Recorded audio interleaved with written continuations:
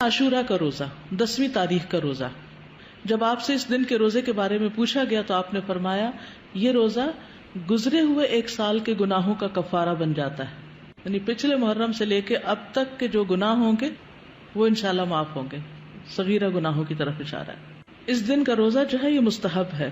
جابر کہتے کہ رسول اللہ صلی اللہ علیہ وسلم ہمیں عاشورہ کا روزہ رکھنے کا حکم دیتے، ہمیں اس کی ترغیب دیتے اور اس موقع پر ہماری نگرانی فرماتے، یعنی رکھا ہے کہ نہیں۔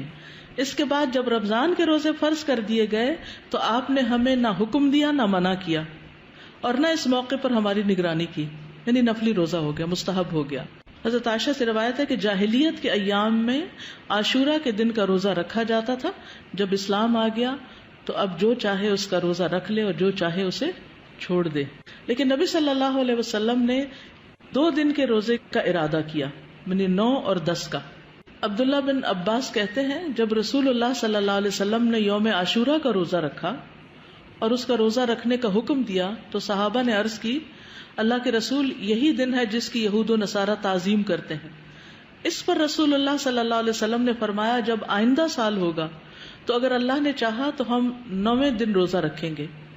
کہا اس کے بعد آئندہ سال نہیں آیا کہ رسول اللہ صلی اللہ علیہ وسلم وفات پا گئے۔ ٹھیک ہے، تو افضل کیا ہے 2 دن کا رکھ لیا جائے، 9 اور 10 کا۔ اور 9 محرم جو ہے بعض کے نزدیک 9 اور بعض 10 دونوں کو عاشورہ کا دن بھی کہا جاتا ہے۔ پہلا عشرہ ہے نا اس میں، جی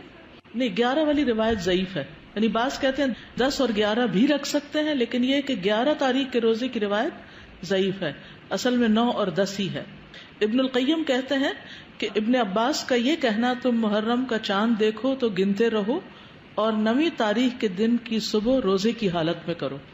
تو اس سے مراد یہ نہیں کہ عاشورہ 9ویں تاریخ کو کہتے ہیں، بلکہ ان کی مراد یہ ہے کہ 10ویں سے پہلے 9ویں کا روزہ بھی رکھو، کیونکہ آپ نے فرمایا تھا کہ اگر میں زندہ رہا تو روزہ رکھوں گا، تو یہ ایک طرح سے آپ کی سنت ہو گئی، کیونکہ آپ نے اس کے بارے میں خود صحابہ کو ترغیب دلائی۔ بچے چلیں اگر 2 نہیں رکھ سکتے تو 1 تو رکھوائیں۔ اور یہ جو الفاظ ہیں نا سلسلۃ الاحادیث الضعیفہ کے کہ اگر میں زندہ رہا تو یوم عاشورہ سے 1 دن پہلے یا 1 دن بعد میں روزہ رکھنے کا حکم دوں گا، یہ روایت ان الفاظ سے منکر ہے، یعنی اس کا انکار کیا گیا ہے، اس کی سند ضعیف ہے۔ اسی طرح ابن عباس کا بھی ایک قول ہے جو نبی صلی اللہ علیہ وسلم سے وہ روایت کرتے ہیں کہ آپ نے فرمایا یہود کی مخالفت کرو اس طرح کہ 1 دن پہلے یا بعد کا روزہ رکھو، تو اس کی سند ضعیف ہے، تو اس لیے بعد والا نہیں۔ ابن تیمیہ رحمہ اللہ کہتے ہیں صحیح بات تو یہ ہے کہ 9 اور 10 دنوں کا روزہ رکھنا مستحب ہے، کیونکہ آپ کا آخری حکم یہی تھا کہ اگر میں اگلے سال زندہ رہا تو 9ویں کا بھی ساتھ رکھوں گا، تو زیادہ افضل کیا ہے؟ ویسے تو پورے مہینے میں روزے رکھ سکتے ہیں، آپ چاہیں تو 11ویں کا ساتھ رکھ لیں،